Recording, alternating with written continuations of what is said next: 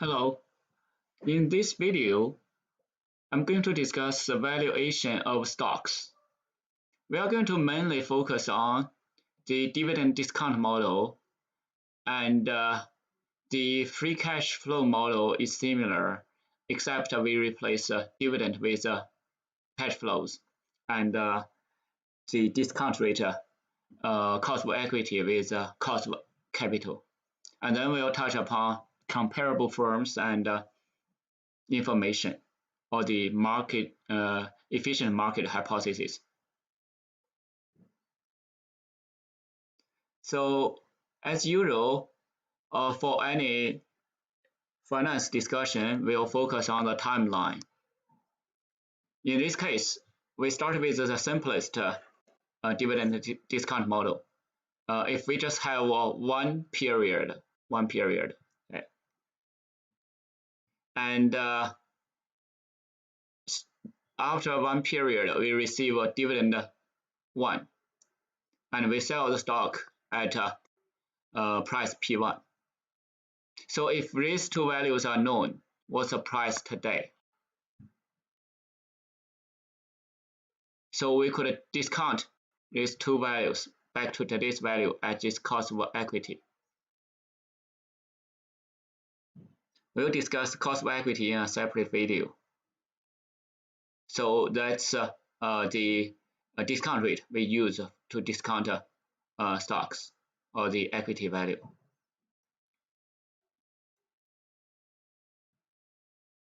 So if we know the discount rate, we know the cash flow at period 1, then we can calculate the price, current price.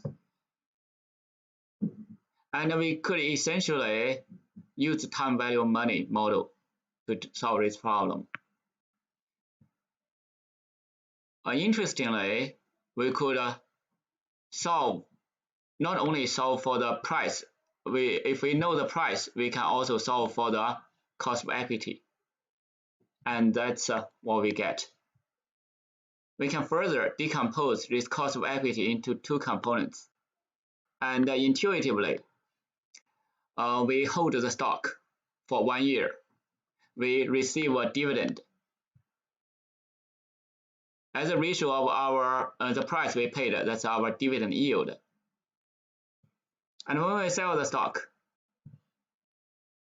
either at a gain or loss, the difference as a percentage of price we paid, that's the capital gain rate.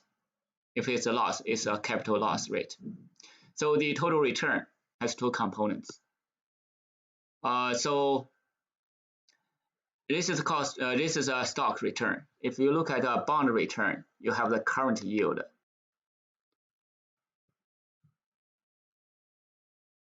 So basically, it's a coupon divided by the bond price, and then plus the capital gain yield, capital gain rate. Okay, so that's a bond. Okay, this is for bonds, and this one is for stock. So just to compare these two. Okay. Here's one example: stock prices and returns. Suppose you expect a Walgreens company, the dividend is going to be, so this is expected D1, okay, D1. So you have this timeline, 1.4, that's D1, okay. It's a 0, 1 timeline.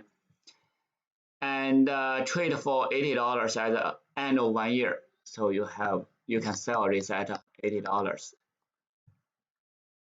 So if the cost of equity here is 8.5%, so what's the price? So what's the price?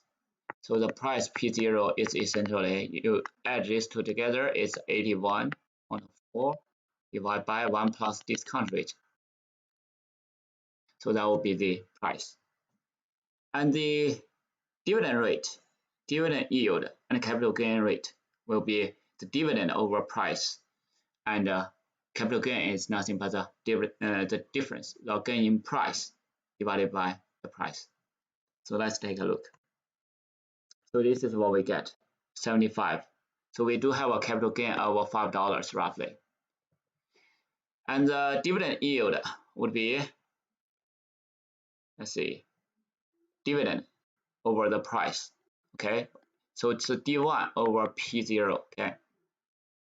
And capital gain yield is difference divided by current price. And the sum of the two should equal to your cost of equity, as you see right there, okay? And that is for just 1 year. And in general, we could hold the stock for multiple years.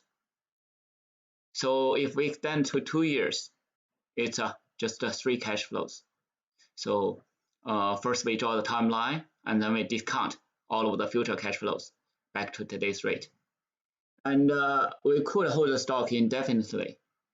And this is the price for n years. So essentially, so the most important problem is to identify the timeline and then identify the cash flows and also the discount rate in this case.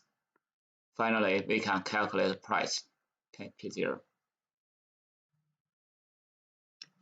Let's look at its constant growth. So a constant dividend growth model assumes that the dividend will grow at this constant rate.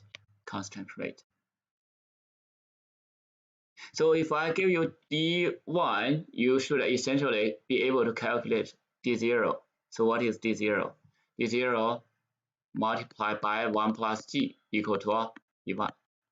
Okay.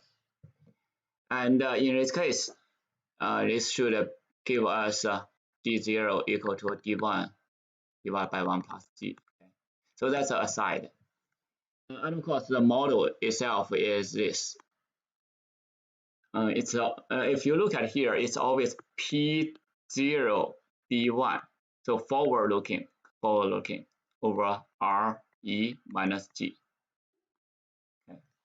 And the cost of equity has 2 components there, as you can see. And what is the capital gain yield expected? See, since this is a dividend yield, so the capital gain yield in this case is equivalent to the constant growth rate.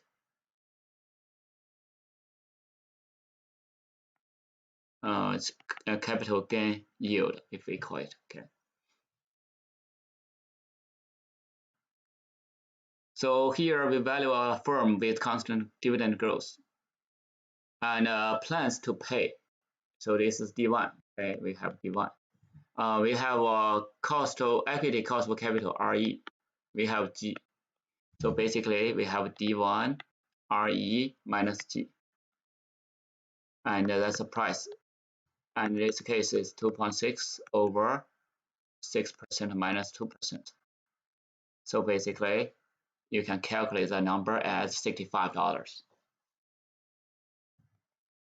Next, dividends versus investment and growth. So the company has earnings if it's positive. It can either pay out as dividend or it can retain and reinvest. Theoretically, it's retention and reinvestment that drives growth.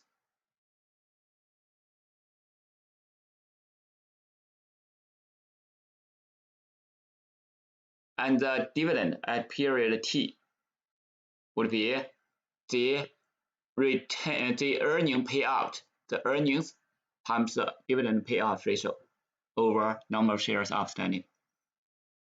Essentially, this is the earnings per share multiplied by payout ratio. And we could also calculate and build a simple model for growth. So that is a change in earnings is equal to a new investment times return on new investment. So that's the additional earnings we are going to get. And the new investment is equal to earnings times retention rate. And the earnings growth rate, therefore, is G equal to retention rate multiplied by return on new investment. And this has important implications. So how do you increase earnings? So accelerate earnings is to retain. If you retain more, like Amazon, you are going to accelerate your earnings. If you retain less, the earnings growth rate will decline. And also, it depends on your new investment. If the return is high or low. If that is high, then suppose you invest in clouds, and the cloud computing is growing rapidly, so your growth rate will be increased dramatically as well. So at least we could look at these two factors when we look at a company's earnings growth. So as we discussed, dividends are linked to investment and growth. The more you pay out, the slower you grow. The less you pay out, hopefully the higher is your growth rate. And there's just one condition. The condition is the new investment should be positive NPV projects, should add value to the company. And in the previous slides, we assumed a constant growth rate for dividends. In reality, the dividend growth rate can be changing. It's no way constant. So in that case, we just assume multi-stages in the growth rate. So the dividend can grow at any pattern. So follow any kind of curves. And then eventually we are going to assume the dividend growth stabilize at a constant rate. So that's what we call the terminal value or the horizon value. Let's call it a horizon value. Okay. And that value can be calculated this way. Okay. And then we just look at and discount all of the dividends plus the dividend, the terminal value back to today's value. We'll get the price. Here we have an example of valuing a firm with two different growth rates. So earnings start with $2, and we need to know the payout rate.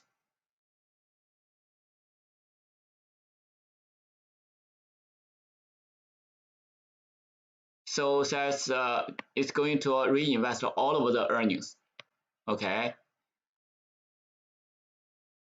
And expected to grow at 20% per year until year 4. And at the end of year 4, the investment will be cut and begin paying dividend yields. So going to have dividends. And the growth will slow to a long run rate. So what's the stock price? So essentially we need to first identify the timeline. So we have 0, so year 4, 1, 2, 3, 4. And by the end of year 4, so currently it was $2, and this is going to grow by 20% per year. So it's going to grow to 1 plus 20% for 4 years. So that's the total earnings at year 4. Okay, E4. E4. And then we are going to find out that the paying out. So the company will pay out 60%. So we know the dividend payout, and then we know the growth rate. We know cost of equity. We can calculate the terminal value, and from the terminal value, we can estimate the stock price. So here's the solution. So the earnings grows at 20%, 20% for 4 years. And starting there, we start to see a first dividend. And this is a D4 for the terminal value. We'll estimate at year 3. So this is a P3, okay, P3. So P3 is equal to this much. So just always use next period dividend to estimate the current price. Okay. So forward looking. So it should be D4. Okay.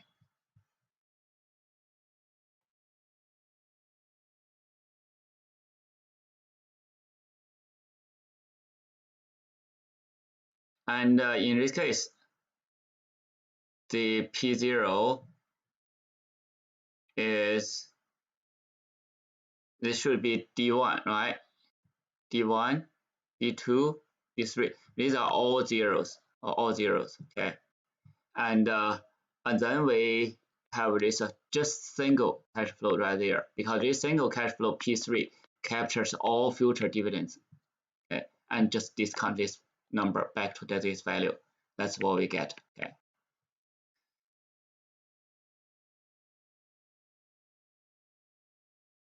Here's another example.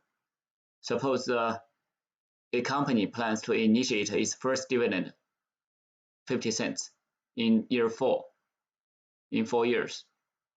Okay, so here we have this 0, 1, 2, 3, 4. That's the first dividend of this much. An increase by 30% for 2 years. Okay, so year 5, year 6. So we have the dividend here. And then from there onward at an 8% growth rate. So what is D5? D5 is nothing but a 0.5 times 30%, right? 1.3. And here D6 would be 0.5 times 1.3 squared, right? So this is a D5, D3, D6, right? D5, this is D6, this is a D4, right? And what is D7? D7 is this number multiplied by 1 plus 8%. So we can calculate a P6 here. Okay?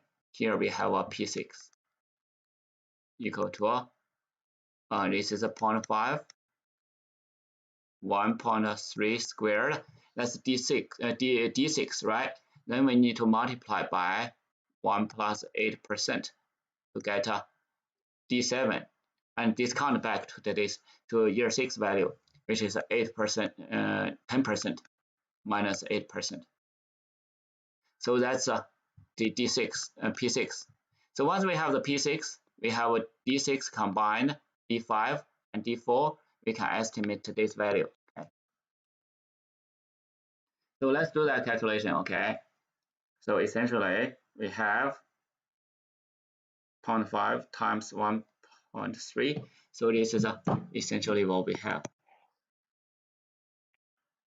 0, 1, 2, 3, 4, 5 is 0.65, right? And let's say 6, 7. So year 6 would be 0.845. Okay, and P6 would be 0.845 multiplied by 1.08. That's a dividend for, so that dividend is 0.9126. 9126. Okay, that's for year 7, and divided by 10% minus 8%, so 45.63. So this is essentially this number, okay? And then we get this number, and this number, all discount back to today's value, get the price for P0, okay? And I would assume you know how to do this calculation.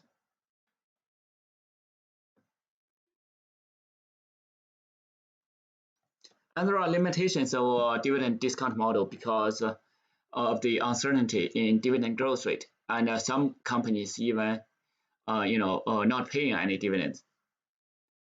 So in those cases, we could use alternative models. One model is dealing with share repurchase, share buybacks. And another model is discounted cash flow model, and yet another is multiples or comparable firms model, or we call it a relative valuation model. So let's look at share repurchase. So we just combine the share repurchase with dividend to estimate or calculate our total payout in this case. And the present value would be the present value of total payouts over number of shares. That will give us the price per share. So here's one example. Suppose the company has this is a denominator, right? And expected earnings this much, and a payout this much, and the total payout is 50%, right? So 30% as dividend, 20% as repurchase. If we know the earnings growth rate, what is our share price given a cost of equity 10%? So we could use the total payout model here. And the total payout in this case is much. So this much divided by this is a cost of equity minus growth rate. And in this case, the growth rate of that total payout. Okay.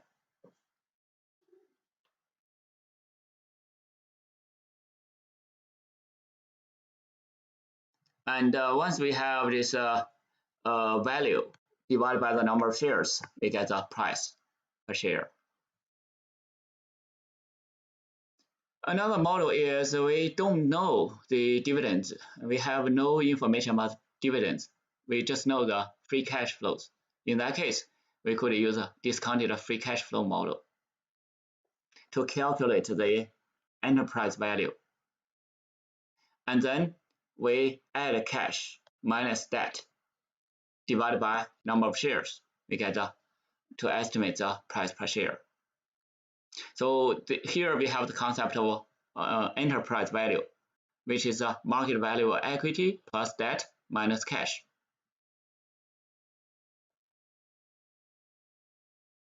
So alternatively, you can say that this enterprise value can be decomposed into two components claimed by shareholders and debt holders. Okay. And the free cash flow here can be calculated as, this is usually what we call the NOPAT, net operating earnings after tax. Add back any non-cash charges, less capital expenditure and increases in working capital.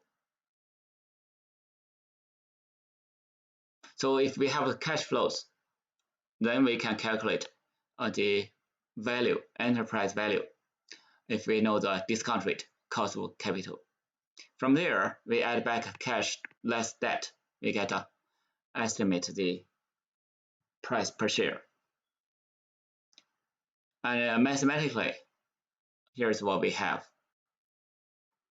And you can see that the terminal value formula is similar to the constant rate growth rate, dividend growth rate model, except we replace our cost of equity with cost of capital, and the dividend with free cash flows.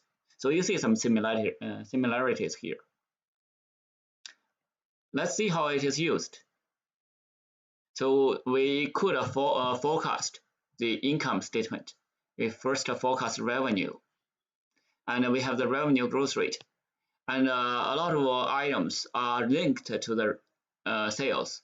Then we can forecast the income statement. And suppose it grows at 9% but slows by 1% per year to a long run growth rate of 4% in 2011. So based on this, we expect the EBIT to be 9% of sales. And here is our working capital requirement. And net investment, that is a capital expenditure, to be 8%. So this is going to motivate or drive growth rate in sales. And then we have the cash, debt, and shares information and the tax rate. We could use this information to estimate the stock price. So first of all, we calculate, we draw the timeline, then we estimate the cash flows, then we do the discount. So here we have the timeline, we have the cash flows, and then we have the terminal value, we have the enterprise value, we have the price. So I would encourage you to replicate this in Excel. Try to replicate this. Once you replicate a few times, then you know the structure and how to deal with these kind of problems. And so far we look at three models: the dividend model, the total payout, the free cash flow model. And the free cash flow model is frequently used in merger and acquisitions. Next, we'll look at price multiples. And it's hard to identify comparable firms. But once we have the list of comparable firms, we could use price to earnings ratio, price to EBITDA ratio, and a lot of other ratios to estimate the price. Let's look at how it is used. Suppose we have the earnings per share, we have the PE ratio. So what is the price? It's simple, just multiply. And the catch is we have to be able to argue that Herman Miller has similar future risk, payout rates, and growth rates to these comparable firms in the industry. And if somehow it's not that similar, what do? We make adjustments, either upward or downward adjustments, and then we calculate the price. And there are other valuation multiples, as I mentioned, the enterprise value to EBITDA, and price to sales ratio, price to book ratio. Okay, those are the other measures. And the limitation is it's really hard to find similar firms. So it's not easy to value a stock. And if we have sufficient information, we should try to use all of the models and then come up with a range of price estimates and then consolidate those together.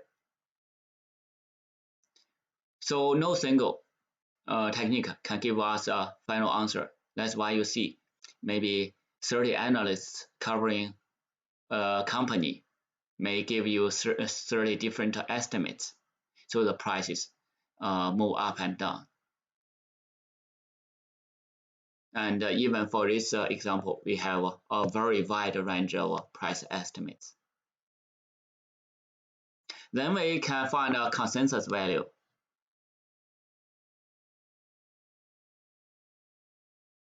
And stock prices are linked to information competition.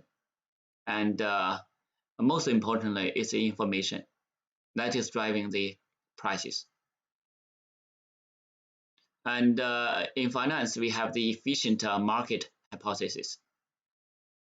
And we also have a semi-efficient market hypothesis. The efficient market hypothesis says that securities with similar risks have similar returns, and you could not arbitrage. So there are three types of information. One is public information. You can easily interpret. That should be reflected instantaneously in the stock prices. And then we have private information.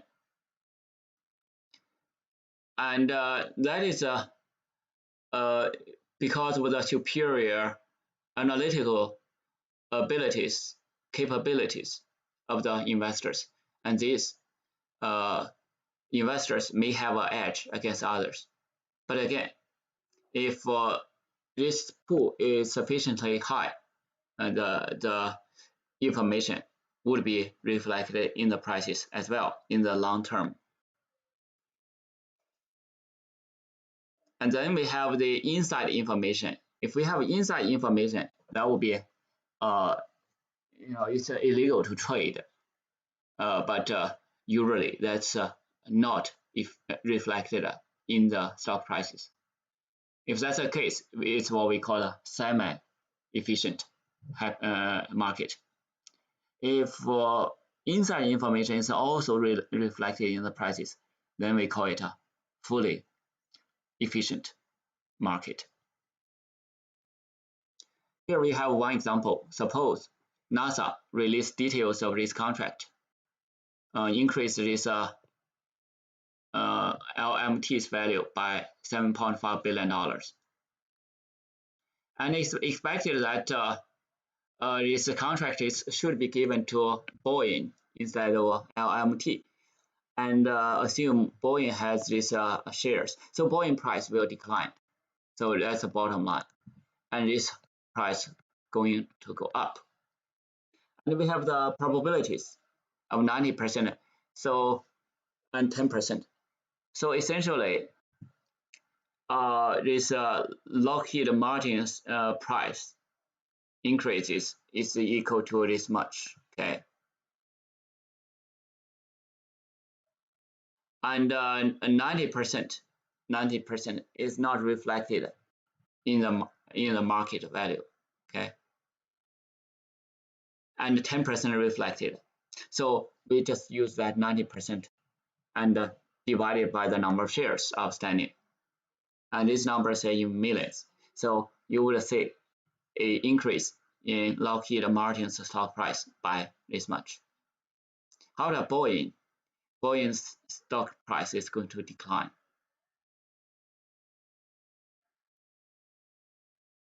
And you could estimate the decline in Boeing stock prices.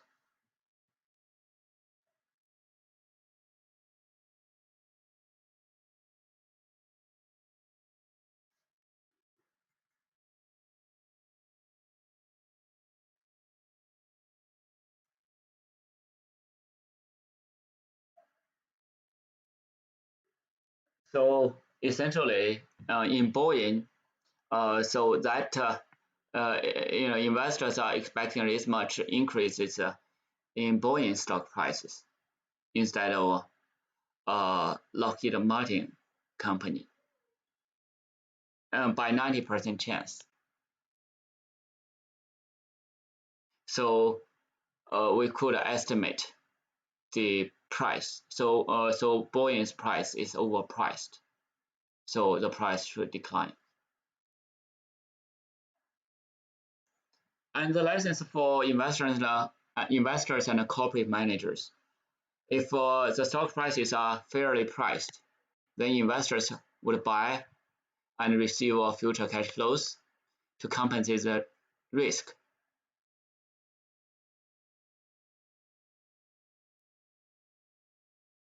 And we probably, one stock is hard to have this, fully efficient market. But if we put our money in multiple companies, then some go up, some go down, some overpriced, some underpriced. Then that's what we call a portfolio theory. So we build a portfolio, and you see a lot of investors are investing in mutual funds and index funds nowadays, so that they will not be shocked by certain news for a single company.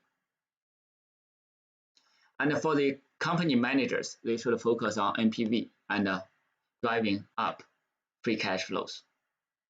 And one-time accounting manipulations wouldn't do the job.